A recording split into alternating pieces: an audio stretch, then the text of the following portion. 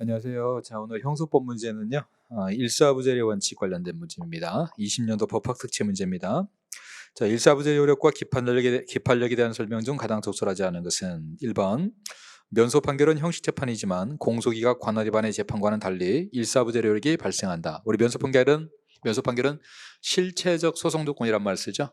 그래서 비록 형식 재판이긴 하지만 맛을 조금 본다. 실체 판단을 조금만 한다. 그 얘기했습니다. 그래서 기판력이 발생한다. 그래서 맞고 2번 음주 상태로 자동차를 운전하다가 제1차 사고를 내고 그대로 진행해서 제2차 사고를 낸 후 음주 측정을 받아서 도로교통법 위반죄로 약식명을 받아서 확정되었는데 이후 제1차 사고 당시에 음주운전으로 기소된 사안에서 위 확정된 약식명령의 기판력은 위 공소 사실에 미치지 아니한다.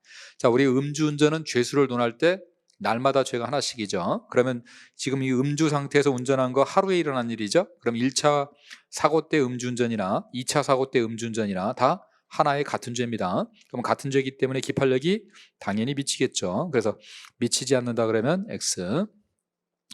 3번 피고인이 경범죄 처벌법상 음주소란 범칙행위로 범칙금 통고 처분을 받아서 이를 납부했는데 이와 근접한 일시장소에서 위험한 물건인 과도를 들고 피해자를 쫓아가며 죽여버린다고 소리쳐 협박했다는 내용의 구 폭력행위 등 처벌에 관한 법률 위반 흉기 휴대 협박으로 기소된 사안에서 법원이 구 폭력행위 등 처벌에 관한 법률 위반 흉기 휴대 협박에 대해서 유죄 판결을 선고하는 거 일사부재리 원칙에 반하지 않는다. 자, 문제는 자, 첫 줄에 있는 것처럼 경범죄 처벌법으로 처벌을 받았습니다. 이 사람은. 자, 처벌을 받았는데 근접한 일시장소에서 있었던 과도를 들고 쫓아가는 거, 이 폭처법으로 처벌할 수 있냐의 문제가 생겼는데 동일성이 있다면 처벌하면 안 되는 거죠. 근데 우리 대법원이 이거는 동일성이 없다고 봤다고 그랬죠.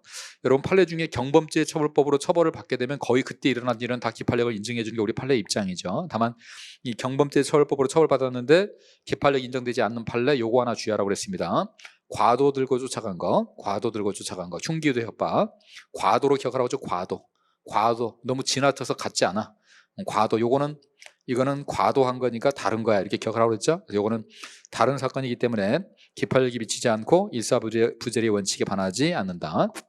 4번 가정폭력범죄의 처벌 등에 관한 특례법 37조 1항 1호에 불처분 결정이 확정된 후에 검사가 동일한 범죄 사실에 대해서 다시 공소를 제기했다거나 법원이 이에 대해서 유죄 판결을 선고했더라도 일사부재리 원칙이 위배된다고 할 수는 없다. 우리 가정폭력 특례법은 여러분이 조금 하나 아실 게 이거 최근에 나온 판례 중에 요즘에 출제가 자주 되고 있죠. 이거는 우리 가정폭력 특례법이 있어가지고요 형사처벌하기 위해서 공소를 제기할 수도 있고요.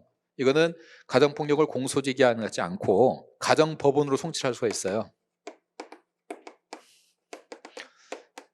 공소 제기가 되면은 형사처벌을 합니다. 형사처벌을 하게 되면 당연히 이건 기판력이 인정이 되는 거죠. 기판력 인정이 되기 때문에 이거 다시 공소 제기하면 면소가 나겠죠. 자, 문제는 가정법원에 송치를 했을 때 문제입니다. 가정법원에 송치를 하게 되면 보호처분이 나오죠. 자, 우리 소년법에도 보호처분 똑같이 나오지만 보호처분은 기판력을 인정하지 않죠. 우리 대법원이 기판력 인정하지 않기 때문에 다시 공소를 제기하면 공소 기각 판결이 나옵니다. 그래서 이 보호처분은 기판력이 없다라는 거 우리 소년법에서 배웠던 거하고 똑같아요. 다만 지금 판례는 가정법원에 송치를 했는데 불처분 결정이 나온 겁니다. 불처분 결정이라는 것은 이 처분이 없었다는 겁니다. 뭐하고 똑같냐면요 가정폭력에 대해서 형사처벌하기 위해서 공소를 제기한 게 아니라 불기소를 하면 어떻게 돼요? 불기소는 기판력이 없잖아요. 이거는 그죠? 이거는 그래서 얼마든지 다시 공소 제기할 수 있는 겁니다.